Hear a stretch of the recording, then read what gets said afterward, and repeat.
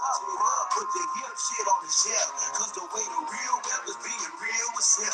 My eye has seen the glory of the coming of the left. I can't do it by myself, so I'm asking for help. It's time to switch it up, put the hip shit on the shelf, cause the way the real wealth is being real with self.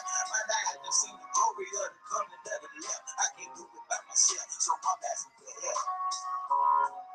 There's nothing wrong with being wealthy.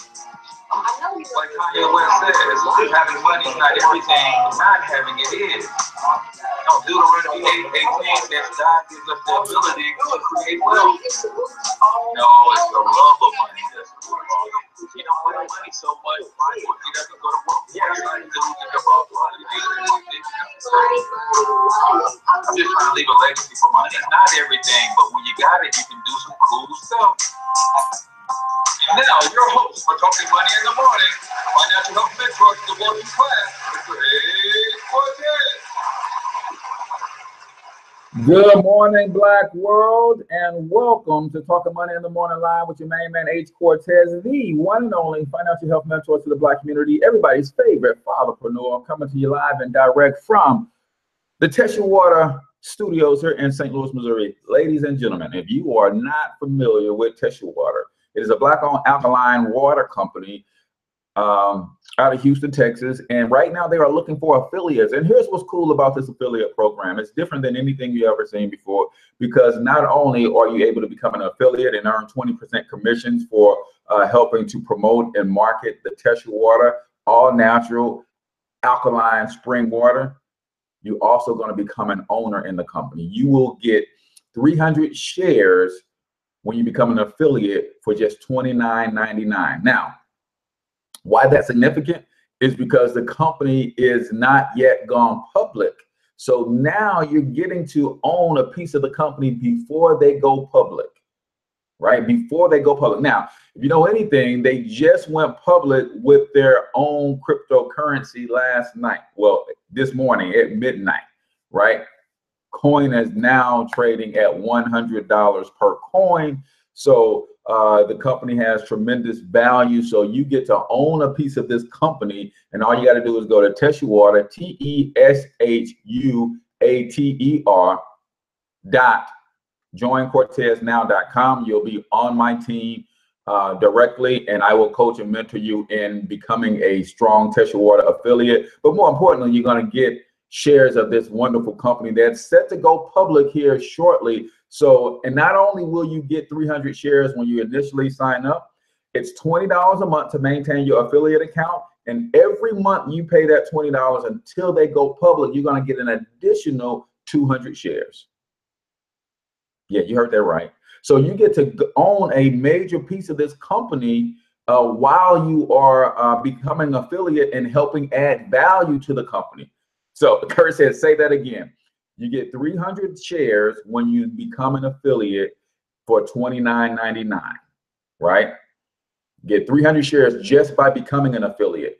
It's $20 a month to maintain your affiliate account. That $20 a month not only maintains your affiliate account, but you also get 200 shares per month every time. So go to teshuwater.joincorteznow.com. You're going to get to a video that's going to explain a little bit more about what it is, and then it will give you the instructions. There's a two-step registration process, Kurt. You have to go and pay your $29.95, get yourself join the affiliate, or become an affiliate first, and then you click on my other link to actually becoming an affiliate on my team, and you register.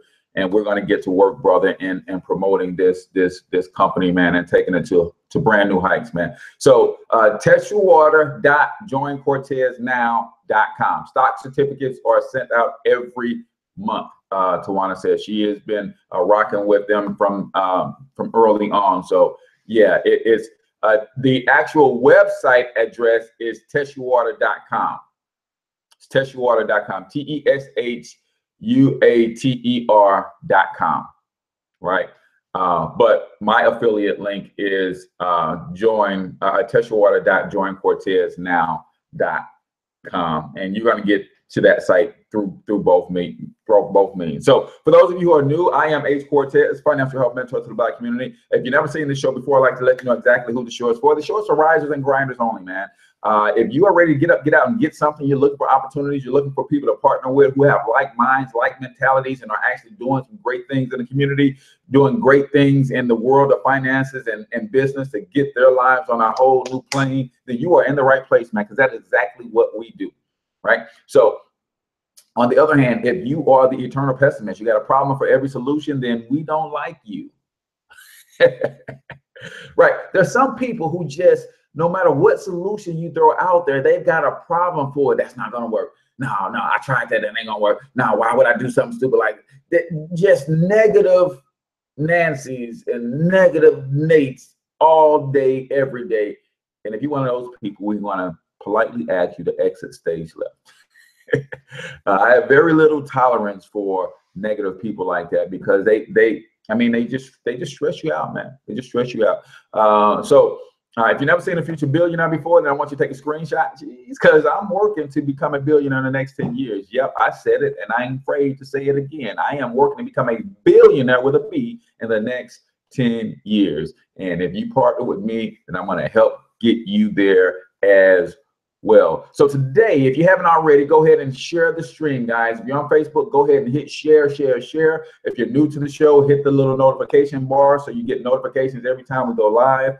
And if you're on YouTube, go ahead and hit the subscribe button if you haven't already subscribed to the channel. We're going to talk today about the 4 investment categories, right? Or the 4 types of investments.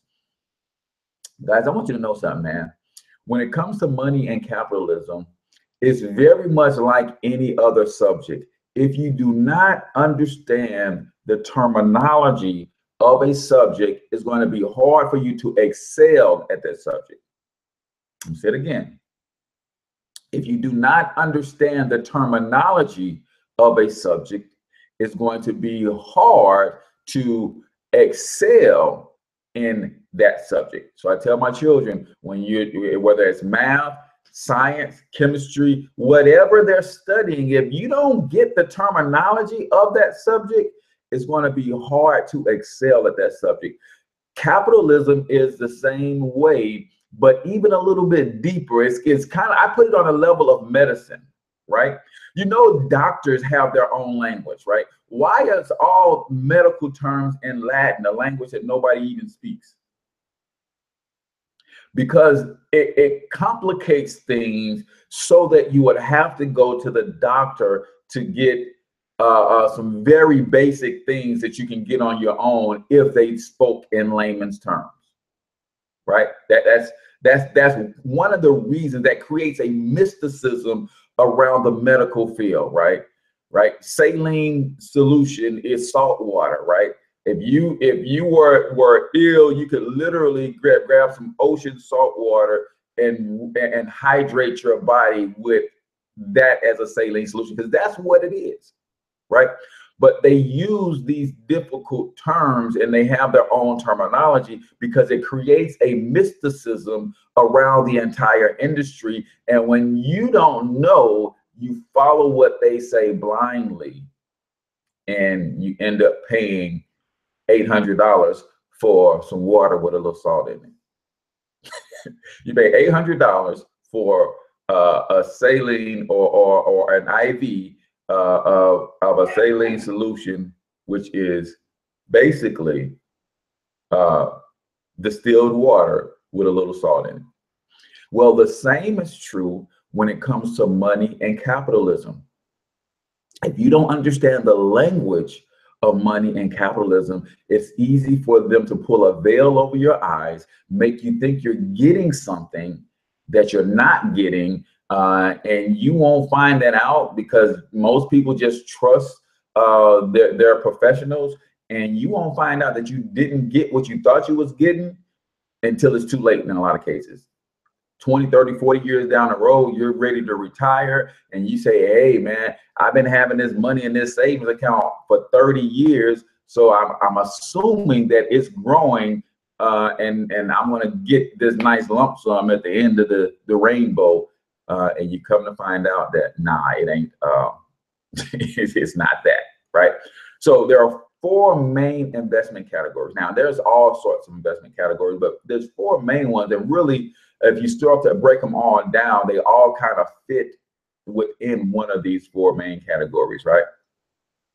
Number one is your cash equivalents, right? That is where most working class people play at, is in the cash equivalents. All that simply means is you have your money placed in products that is equal to cash because you can access that money right away.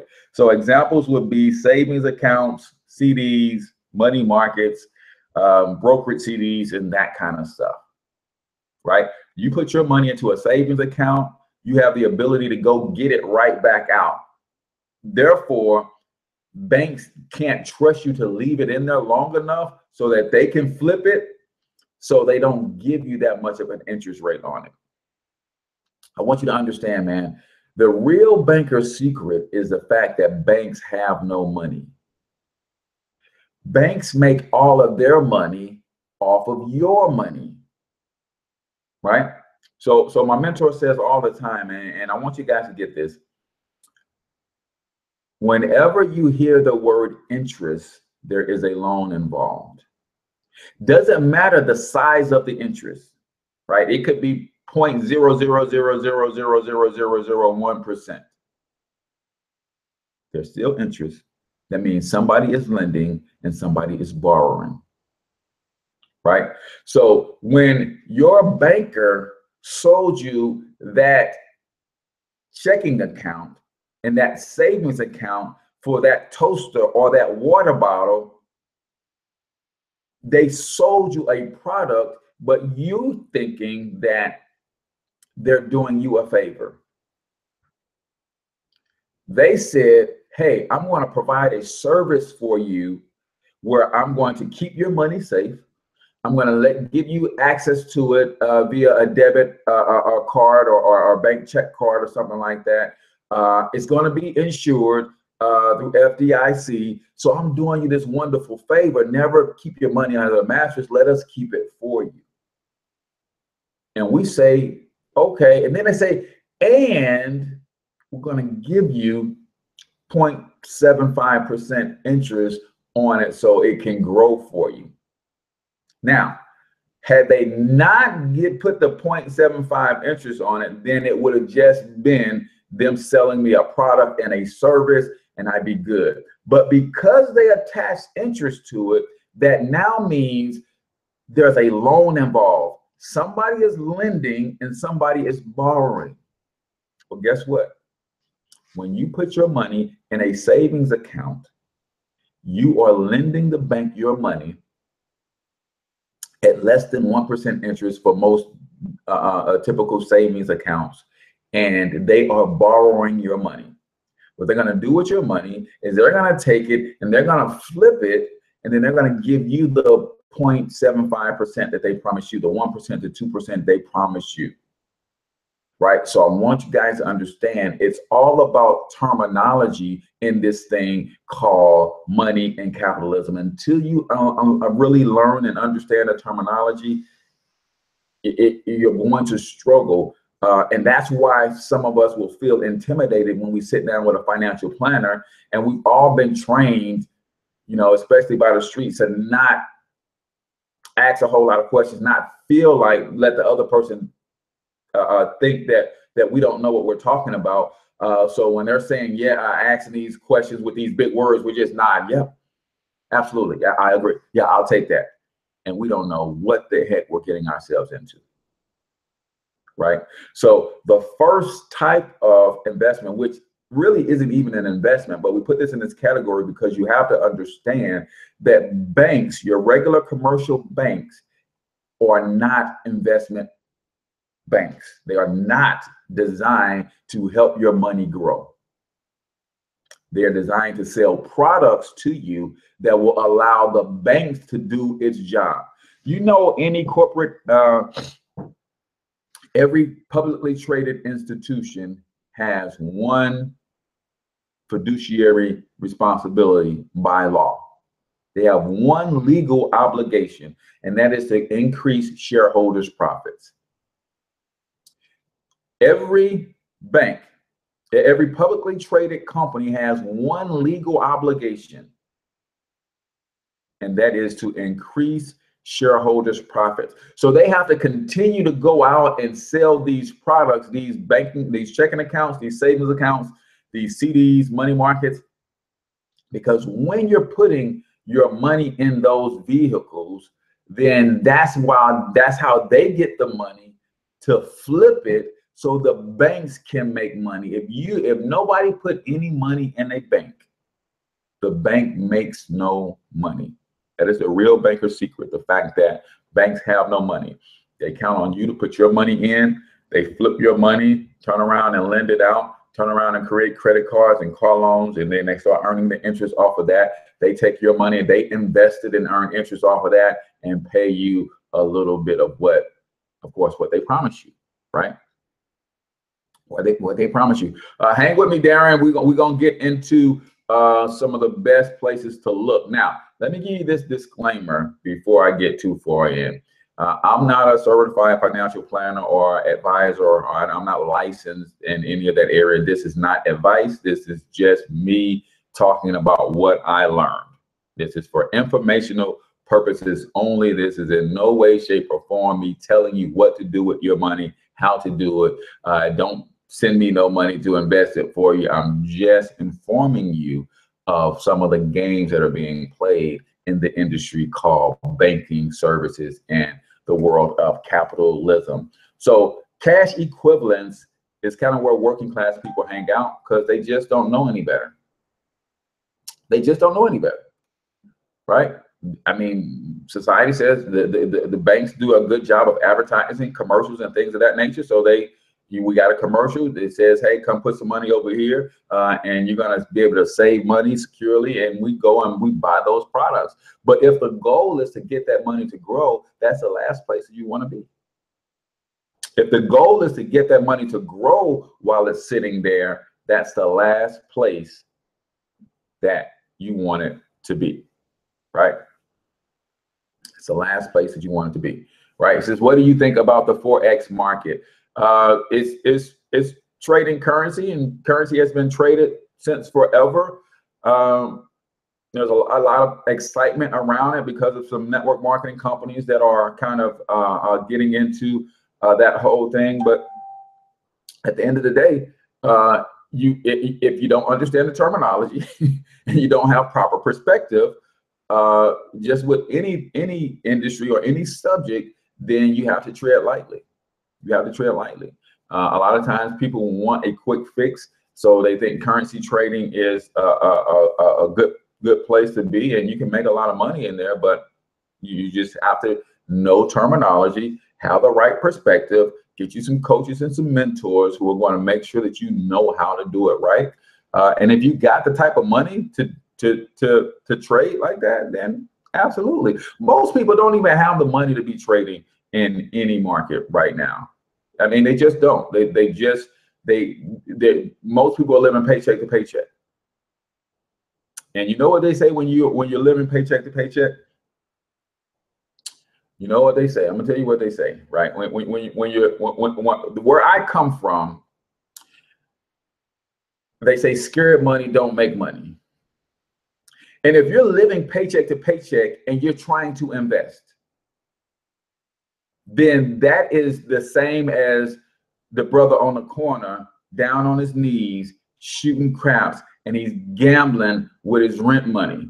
Can't be fully all in because he's scared to lose his rent money. But the brother who comes in with $2 and he makes a side bet and he ain't got nothing to lose and he's just going ham. And then he flips that $2 into $8, and then he bets, he goes all in again. Bam, he does it again. He does it again. That brother who's got nothing to lose tends to bust up the whole crap game. So when it comes to investing and trading, you have to literally put yourself in a position where you're not betting with house money, you want to make sure that you are betting with house money. You want to make sure that your cash flow is right, so you actually have the money to invest, is what I'm saying. That's what I'm saying. So, and now I've gone off track. So we're talking about cash equivalents. That is one form of investing, right? Or as one of the investment options, or one of the categories that a lot of people think are investments, but they're not investments. Those are just products, right? Second category is bonds, right? You've heard of your city, your counties, your local government officials putting bonds on the ballot that you have to vote on. You ever thought about why do we have to vote on a bond issue? Why do we have to vote on a bond issue, right? Municipalities, local counties, local governments need to why do they have to get the people's permission to issue a bond, right? The reason is because a bond is a debt note. So when your local municipality is asking you to vote to issue a bond, they're getting your permission to go borrow a ton of money. See, when bond puts you into the borrowing business, right? But the municipalities will issue a bond. They have to put it on a ballot first, so you can vote on and give them permission to borrow money. They give you permission to borrow money. I mean, you have to give them permission to borrow money. So they issue or they float a bond, and they put that out there. And then if you are smart and you understand what the bond market is, you have the ability to then go and put your money into that bond. So now you become the banker. You participate in lending your local municipality money to build schools, to build bridges, to build roads, or whatever they're floating the bond for. But now you get to become the banker, right? So when they issue a bond, if you have your money in that bond, when they start paying back that bond note, your investment starts to grow. So you get to play a banker when you're in the bond market. So what you need to know about bonds, there's different types of bonds, and it's basically based on who's borrowing the money, right?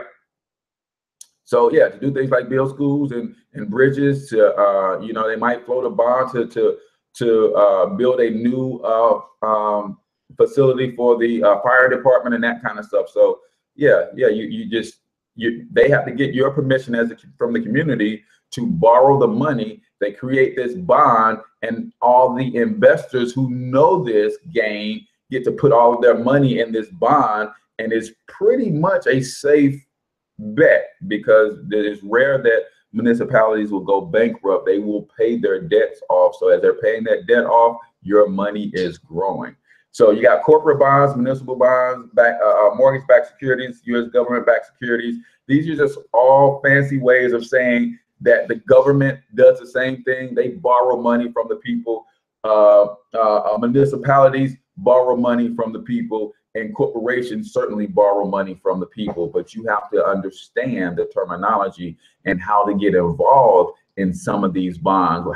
How can you even put your money in the pot with these bonds so you can start getting some of these better interest rates, right? Again, if you don't understand terminology and you don't get the proper perspective, then you will sit back on your laurels when it comes to investing, or you will get duped into some investments that aren't really making you any money, right? Let's think about a CD for a second. Anybody ever bought a CD with more than a 4% interest rate? Anybody ever bought a CD from a bank? Whether it's a 6-month CD, a 2-year CD, a 5-year CD with more than a 4% interest rate?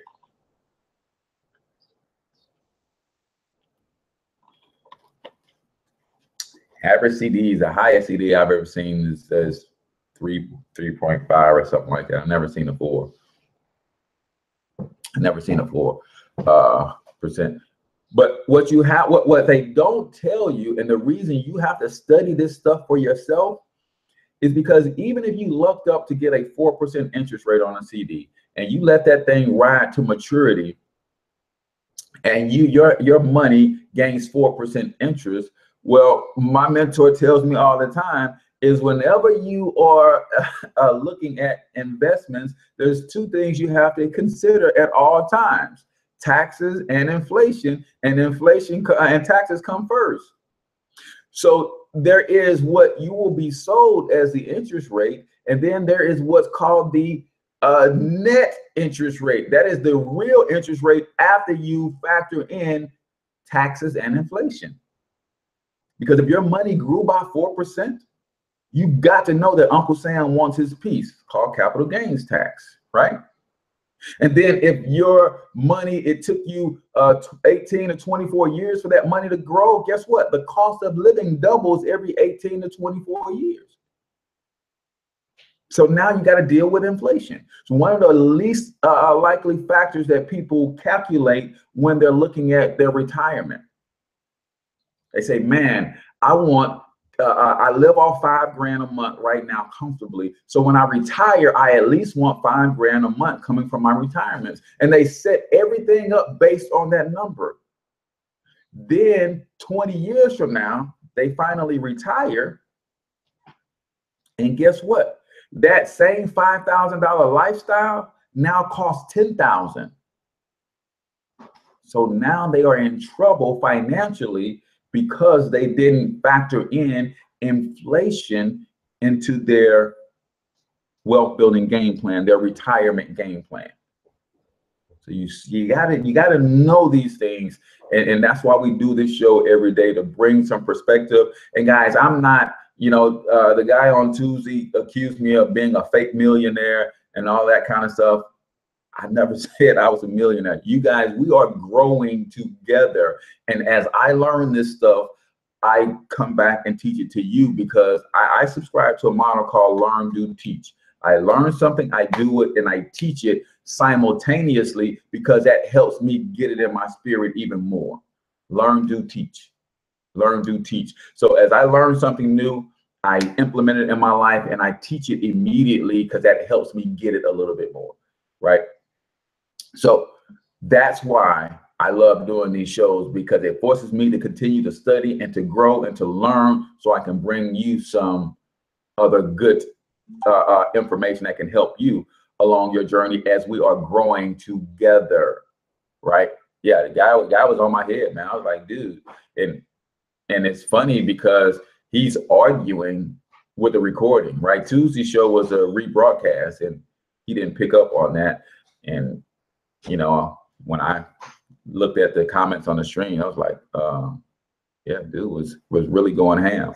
But it's okay. People's got their own opinions, right? So bonds is another form of investments, but you really got to know where to be at to take advantage of some of these bonds. Yeah, and when you take that money out of the 401k, you'll be taxed on it as well. Absolutely. Absolutely. You absolutely will be taxed on it as well. So those are the bonds, right? So you got to understand bonds, right? Then you have the stock category, right? You got your stocks. That's where you get to own a piece of the company. And that's why when I say the companies have one legal obligation, and that is to increase the shareholders' profits. So you can buy stocks in the company, which is are shares, and you literally own a piece of the company. Now, a lot of people only understand stocks from a secondary market perspective. So you have your pre-IPO, you have your IPO, and you have your secondary market, right? Most of the billionaires and 100 millionaires that become wealthy before the company, before the stock hits the secondary market, right? So basically you have a person like me, who creates an idea. Or no, let me give you guys this one, because I don't want you guys to miss this. If you're not on the Test Your Water bandwagon, see, I'm a little late coming to the Test Your Water bandwagon, but I've gotten on the Test Your Water bandwagon. Test Your Water is a Black-owned alkaline water company in pre-IPO phase. That means they have not had an initial public offering, so their stock cannot be bought in the secondary market. You can only buy shares of this company through the founders, through his private offerings right now. And the way he's offering shares of stock to this wonderful Black-owned company is through becoming an affiliate. So for $29.99, you can become an affiliate, and you will get 300 shares of stock. Now, as an affiliate, you pay $20 a month to maintain your affiliate account. Now, that $20 a month will also get you an additional 200 shares, right? So the company will make the most money because it's their idea. They got all the most invested, right? Then they're raising capital by selling small pieces of the company to people in their inner circle, right? This is the pre-IPO phase. The inner circle people get to help the company grow, get to help the company set up its infrastructure by committing their dollars and showing their faith in the company and what it can be. So you're investing in the pre-IPO phase, and you're getting ownership of the company. Now, if you can do the quick calculation, the pre-IPO 300 shares for $30, that's 10 cents a share. So now the company would then go from pre-IPO to IPO, where they actually do their initial public offering. They will be evaluated by the folks who do all the numbers and Wall Street and all that kind of stuff, and they will be giving a value to offer their stocks to the public at a certain price.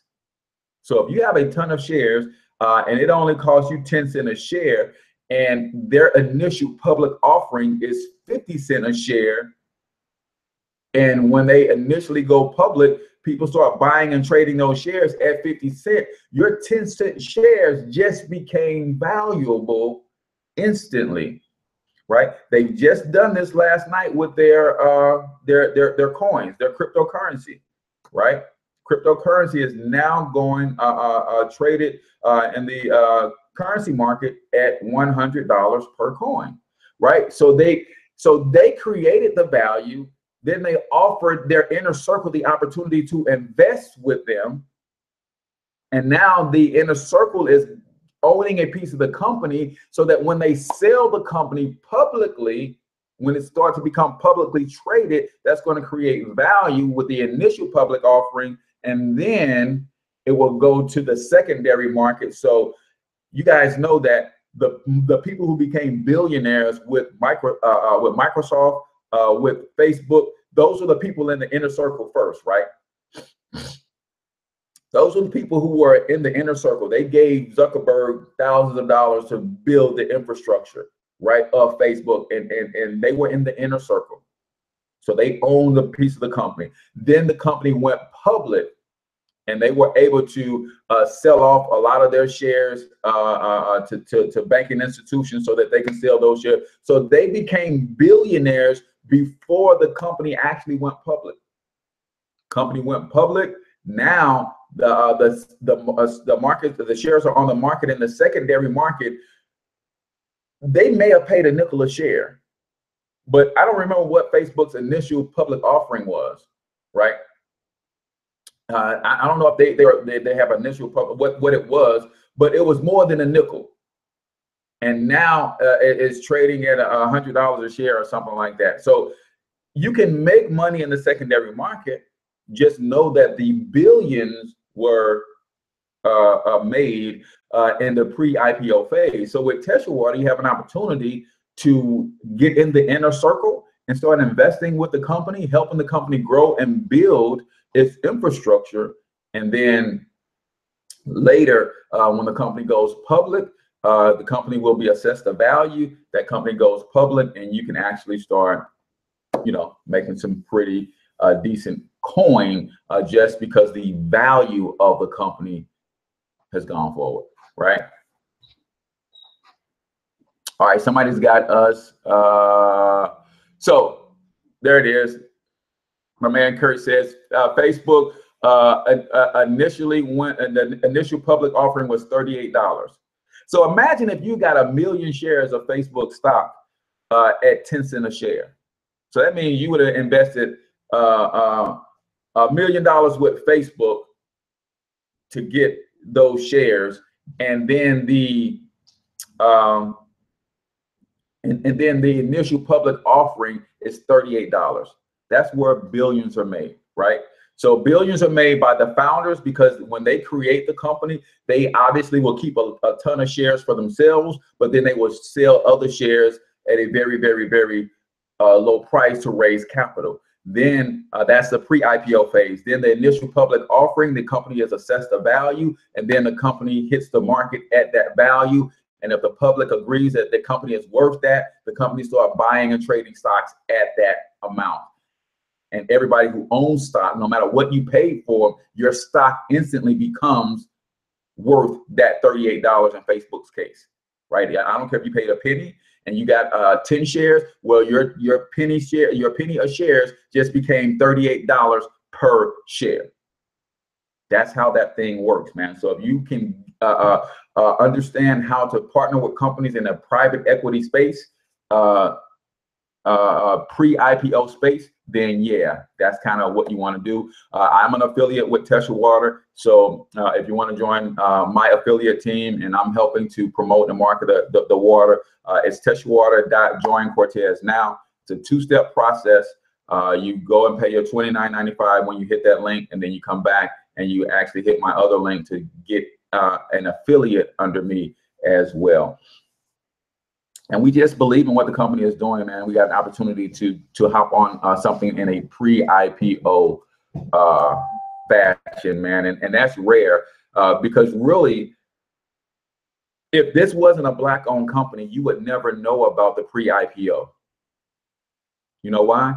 Because in order for you to really get this kind of information, you have to be an accredited investor, meaning you have to have either $1 million net worth or $250,000 a year income, right? $1 million net worth outside your home. You can't have $1 million net worth and 300,000 of it is the value of your home. It's $1 million net worth, not counting your home, or $250,000 a year in salary or revenue, right? So when you're an accredited investor, the accredited investors got the calls about Microsoft when they went public. They got the calls about Facebook when they went public. They got the calls about Twitter when they went public. And they got that inside knowledge to buy the shares in pre-IPO phase. Or they got the knowledge to be in line for the initial public offering. Because when Facebook initially went public at $38, if you had $1 million and you bought $1 million worth of shares at $38, you still made money, because when it hit the secondary market, you got yours at $38, and that day it probably spiked to $40, $50, $60. So you made a return on your investment immediately, and then the stock has continued to grow from there. So you want to understand pre-IPO, IPO, and secondary market. But if you're not an accredited investor, nobody gives you a phone call and says, hey, brother, the second coming of Facebook is right around the corner. They're on the edge of getting ready to go public. And you need to really take a look at this. Let me send you a prospectus and some information on what they've done so far, so you can make a decision on whether or not you want to jump in this thing. You don't get those kind of calls. If this brother wasn't doing this affiliate program with the Tesla Water and the Tesla coin, we wouldn't have known that we could have gotten involved with this pre-IPO, right? And you guys have until October 31st to get in at the $29.99. Price is going to go up to even become an affiliate, right? But until they go public, you're going to continue to get the shares. But when they go public, then that all changes. So you got your pre-IPO, your IPO, and your secondary markets. And there's some other stuff that you will want to start to research: common stocks, preferred stocks, blue chips, growth. All those are just different categories of stock, but they are stock, and a stock is the certificate of ownership for a small percentage of a company, right? Certificate of ownership for a small percentage of the company, right? And then you have what's called real assets, right? So cash equivalents, bonds, stocks, and then you have real assets, which is another investment class, right? And we've heard the term diversification, right? Everybody says you want to diversify your portfolio. And what they're meaning is you want to diversify your wealth building portfolio. Now, if all of your money is in the stock market, is your wealth building portfolio diversified? This is what I mean by understanding terminology. All of my money is in the stock market, but they say don't put all of your eggs in one basket. See, that's where I'm from. That's called speaking with a forked tongue, right? On one side of your mouth, something is coming out. On the other side, it means something different. They will tell you, don't put all of your eggs in one basket. You need to diversify, but give me all of your money so I can put all of your money in the stock market. Wait a minute, you just told me don't put all my eggs in one basket. The stock market has a lot of baskets within it, but it is one big basket itself. So true diversification, and this is just my humble opinion, you can listen to your certified licensed professional, right?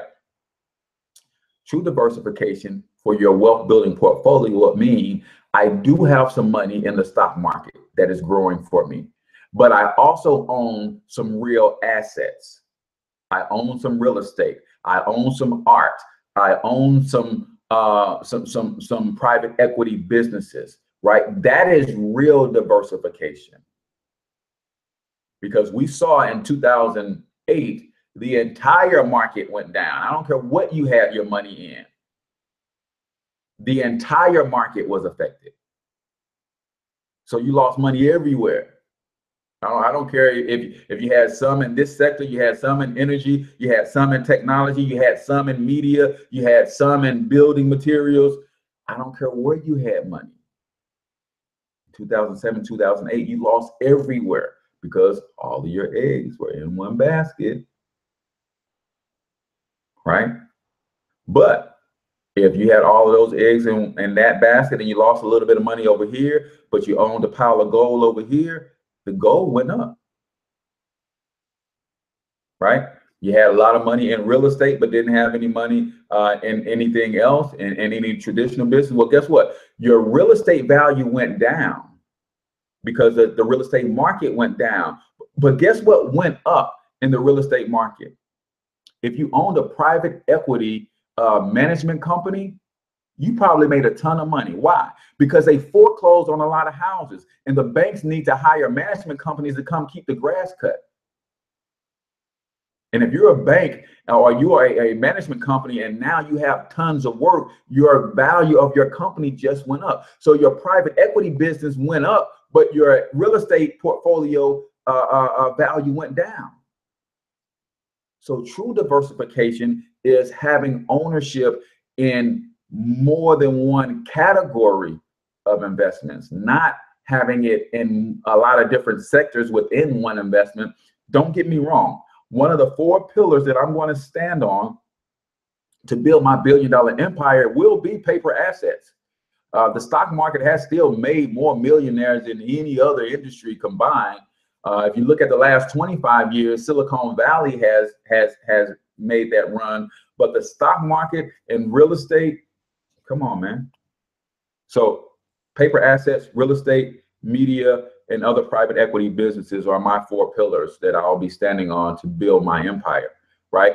But you got to know this kind of stuff, man. So study people who build wealth and how they build it. Study the people who are willing to give you some tips and strategies. And guess what? I didn't get a lot of this information for free, y'all.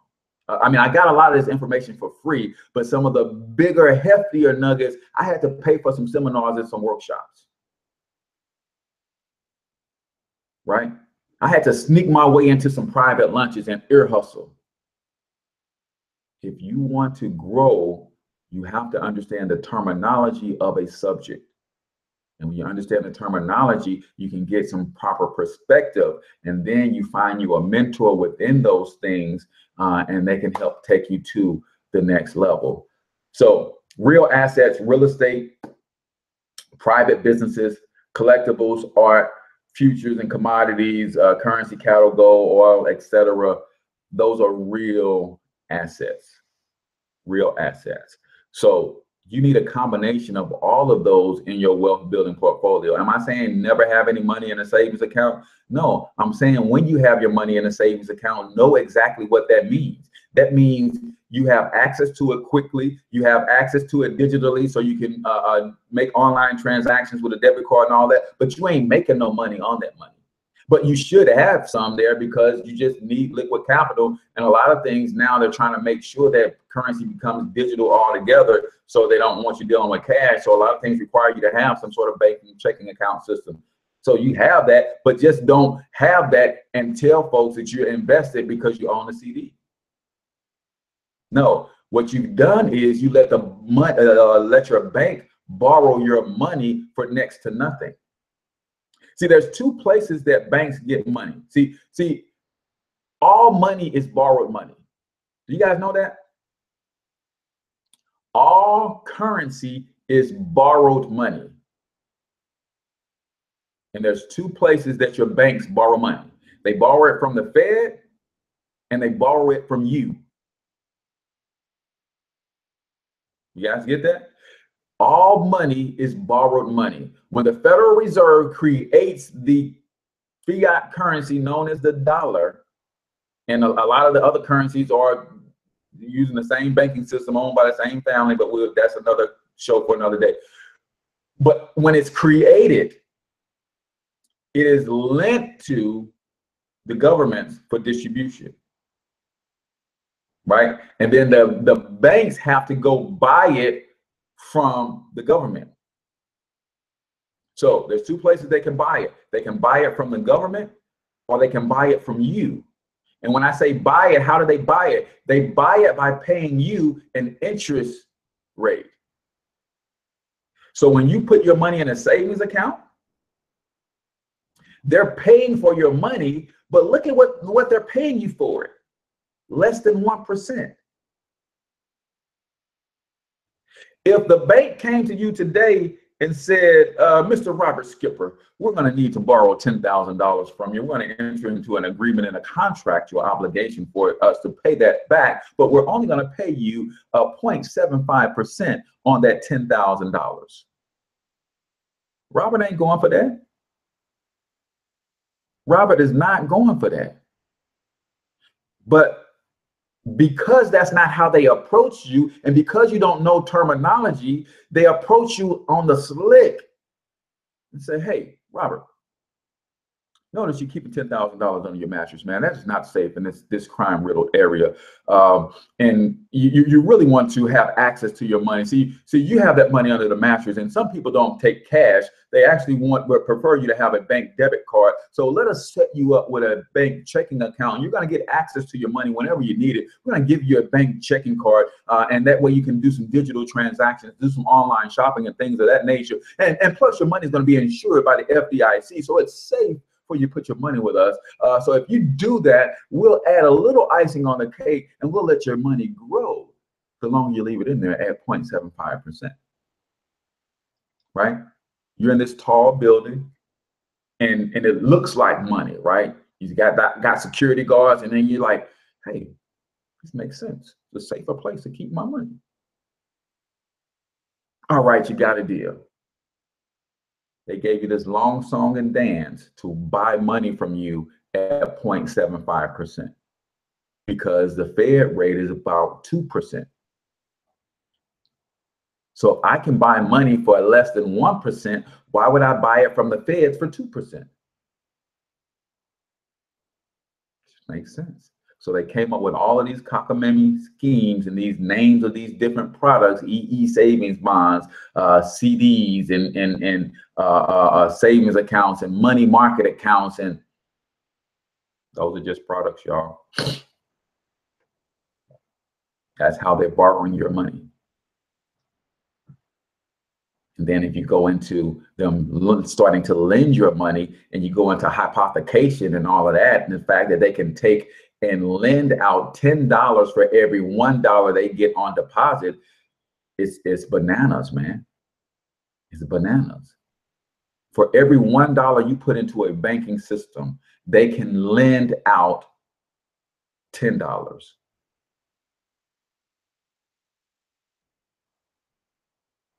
Yeah, growing at 0.75, you're losing money. See, that's why that's why I love my man Robert Kiyosaki. He hit you with a double entendre, right? He said savers are losers, right? He said savers are losers, right? So that basically means it has two meanings. If you look at it as a face meaning, savers are losers. If you're saving money in a savings account, you're losing money, so therefore you're a loser. But if you flip the metaphorical meaning, savers are losers, meaning that you are a loser in the game of money. You're not a loser as a loser in life. You're a scumbag loser. No, you're a loser in that you're a loser in this game called capitalism. You're A, losing money literally if you're saving at less than the rate of inflation. And you're B, losing in the game of capitalism if that's your approach to getting your money to grow.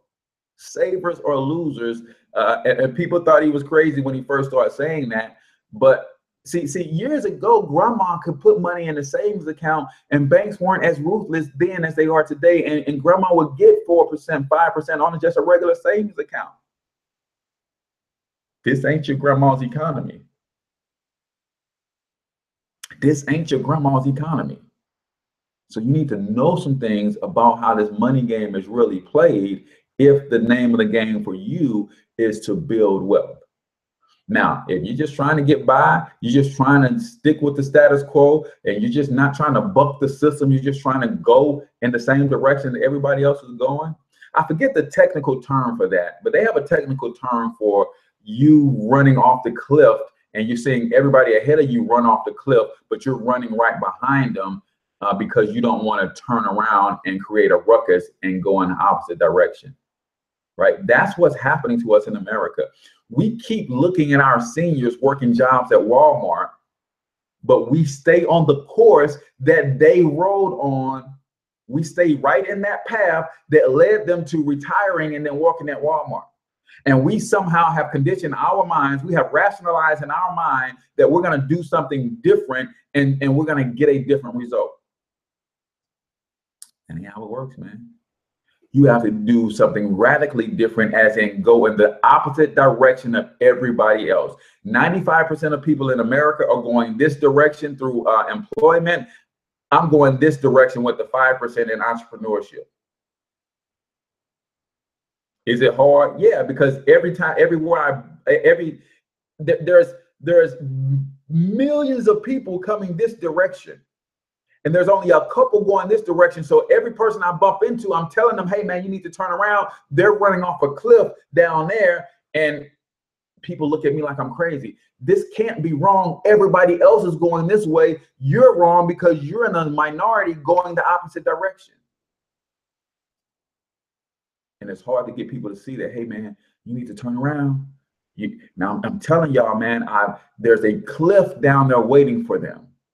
There's a cliff down there waiting for you. And those people, they are running off a cliff. You need to turn around and go this direction with me. But there's only a handful of people going this direction. So they look at me and the handful of people and they're like, dude, get out of here with that. I'm like, okay. And I just have to keep just doing my thing, right? Keep doing my thing. And that's why us entrepreneurs, we kind of stick together. We kind of, we huddle together, man. Is because we got to lean on each other. We know that if because the traffic, we're going against the grain, it doesn't take long for something to sweep us off our feet, and then we start going with the current, and then sometimes we won't have the tenacity to fight and to start going against the grain again. Right. So as entrepreneurs, got to stay together, man, encourage, motivate us. That's why I don't play the competition game. If you in entrepreneurship, wherever you are, I want to help you win. I don't play the competition game because it's hard out here for an entrepreneur. It's hard out here for an entrepreneur. So if you're an entrepreneur anywhere, I want to see you win, because the more entrepreneurs we see winning, the more people will look at entrepreneurship as an option. See, what's happening is when you think about entrepreneurship, those who are failing at entrepreneurship and go back to working a job and the status quo, then they badmouth entrepreneurship. So like on Tuesday, when we did our is college risky as entrepreneurship, right? So we had a lot of people chiming in from a lot of different ways. And they were saying that, you know, entrepreneurship is risky and they don't see college as a risk, right? And the reason that is because when one person fails as an entrepreneur, the whole industry of entrepreneurship gets the blame, and they say, well, you know, 9 out of 10 businesses fail. No, that person who was in business failed. Entrepreneurship does not fail, because if entrepreneurship failed, you wouldn't have a job. Yeah, see, again, we go back to the talking with the forked tongue. They say 9 out of 10 businesses fail, so they say entrepreneurship fails. But if there was no entrepreneurs, successful entrepreneurs, your butt wouldn't have a job.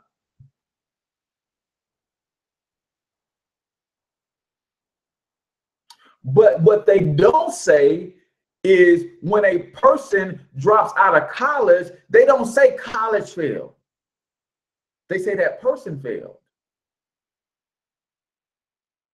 You guys get it? When a person drops out of college, they don't say college failed. They say that person failed. But when a person starts a business and he can't get that business going and that business fails, they don't say that person failed. They say entrepreneurship failed.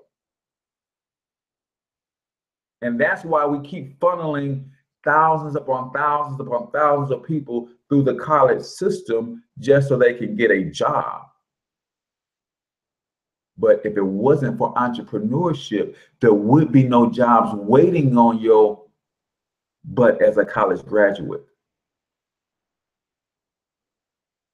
So when I see other entrepreneurs, I want to see them all win.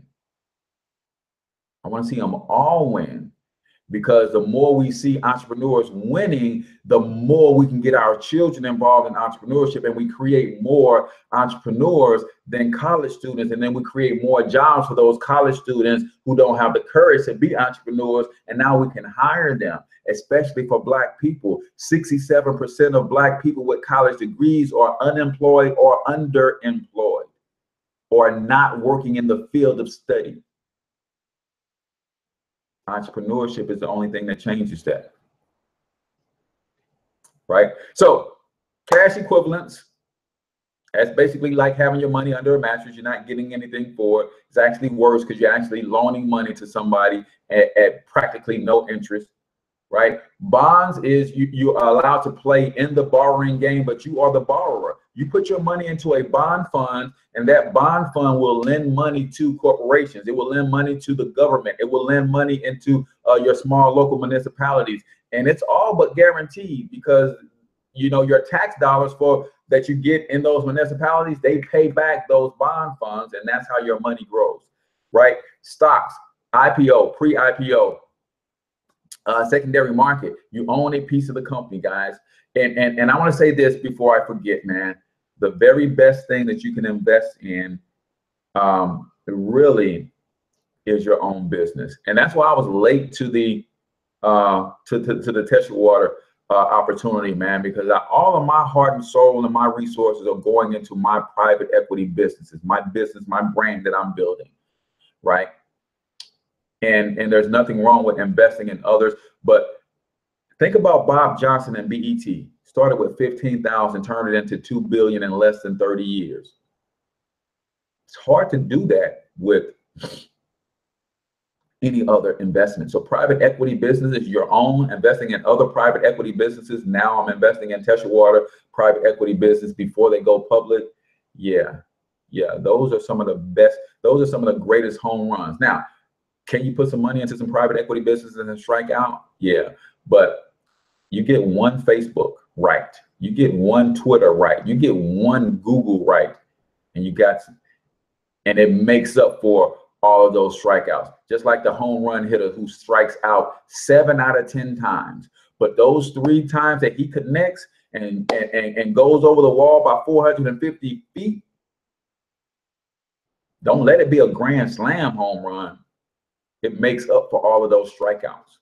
So I'm your man, H. Cortez. If you want to learn about Teshawater, all you got to do is text me, inbox me, and we can chop it up about the Teshawater opportunity. Teshawater.joincorteznow.com. If you want to see a short video I did with the founder, and he explained the opportunity a little bit, and we can get that thing done. So I am H. Cortez, the one and only financial mentor to the Black community. You guys know tomorrow is Free Business Coaching Friday. Bring your questions and be prepared to have some good dialogue.